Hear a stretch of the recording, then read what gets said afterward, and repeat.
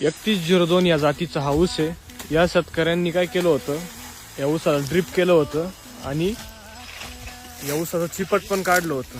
तर तुम्ही या ऊसाची क्वालिटी पाहू शकता. आता 29, 30, 31 कांडीवरती ऊस आहे हा. आणि ऊसाची जाडी, चिपट काढल्याचा फायदा काय आहे, ही ऊसाची साईज आणि ही चांगली तयार होती. तर आपल्या शेतकऱ्यांना हेच कळत नाही का ऊसाची देखरेख कशी केली पाहिजे. तर अशा छान पद्धतीनं जर ड्रिप केलं, चिपट जर काढलं ना, तर एका एकरामध्ये 60 ते 70 टन कसा पण ऊस जाऊ शकतो. फक्त अशी थेरी वापरली पाहिजे. चला आपण आता लेबरला विचारू काय मत आहे त्यांचं या ऊसाबद्दल. का हो दादा, काय वाटतं तुम्हाला या ऊसाची क्वालिटी कसं काय? एकच नंबर.